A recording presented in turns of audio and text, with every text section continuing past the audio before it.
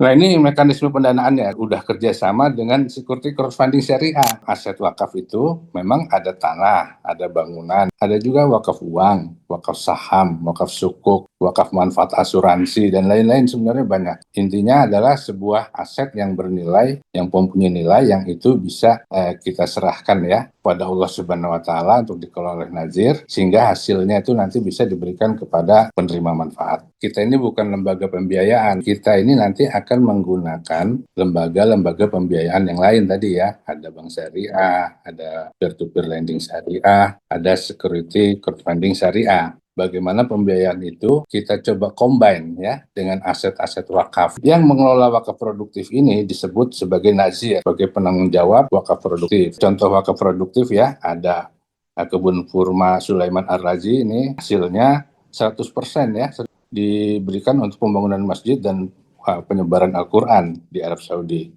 Ada juga Hotel Habib Bugak ya, itu yang keuntungannya diberikan untuk jamaah haji asal Aceh yang datang ke sana ke Mekah, itu pasti dapat tambahan rial ya di sana. Ada juga Cancer Hospital di Dubai untuk pasien kanker tidak mampu ya. Kemudian ada Vakif Bank, bank wakaf ya dari Turki, asetnya juga terbesar nomor 2, hasil keuntungannya diberikan untuk beasiswa, pemberdayaan perempuan, dan lain-lain.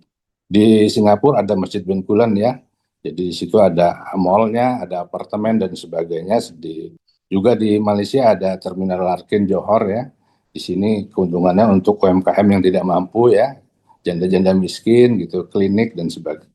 Di Indonesia juga banyak, ada wisata halal Teras Lembang ya, itu dari Sinergi Foundation. Kemudian ada Baby Kids, kemudian juga ada ternak domba-domba duafa ya, yang hasilnya itu juga untuk pada kaum duafa.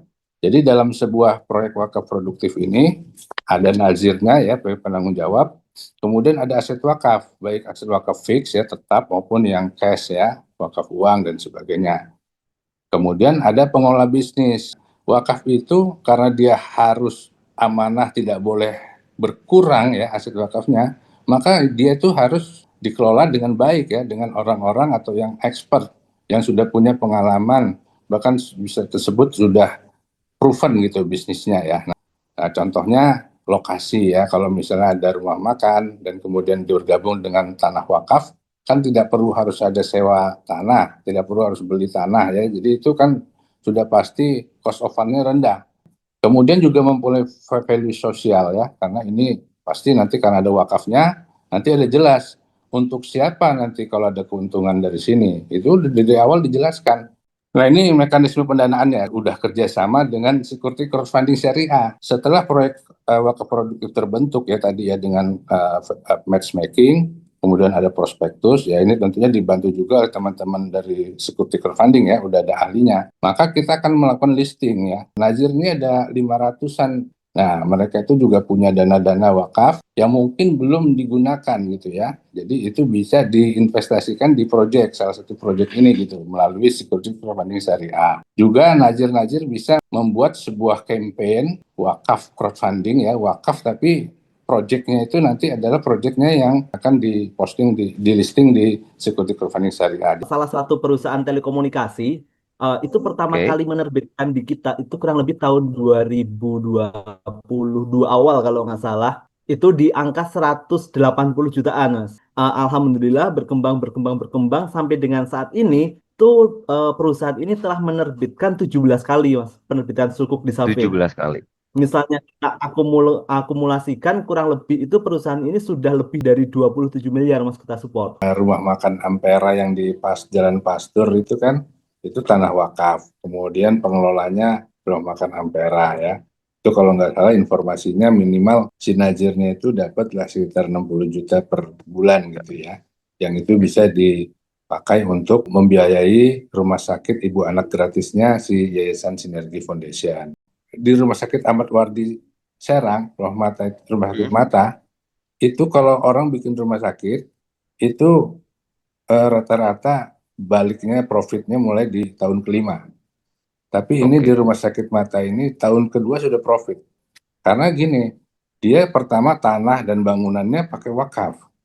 Berarti kan nggak perlu ada biaya untuk investasi betul. di awal ataupun untuk sewa bangunan.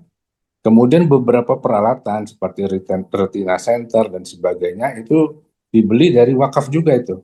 Jadi kita fundraising wakaf untuk ini, kemudian terkumpullah uang dibeli itu. Bahkan ada juga yang sukuk negara ya, namanya cash wakaf link sukuk, dapat imbal hasilnya itu dijadikan jaminan untuk cicilan membeli alat juga. Oke. Itu menarik juga itu. Jadi ditarik ke depan cicilan yang imbal hasil yang selama 3 tahun itu ditarik ke depan, jadilah itu sebagai salah satu peralatan yang dibelinya. Kita waktu itu Rumah Sakit Al-Marwazi itu pakai dari Jerman semua. Terus pelayanannya bagus, digitalisasi. Jadi akhirnya dengan cost yang rendah, tapi pelayanan yang bagus, banyak akhirnya pasien yang datang ke sana gitu ya. Nah akhirnya dengan volume yang besar, jadi bisnisnya justified gitu ya.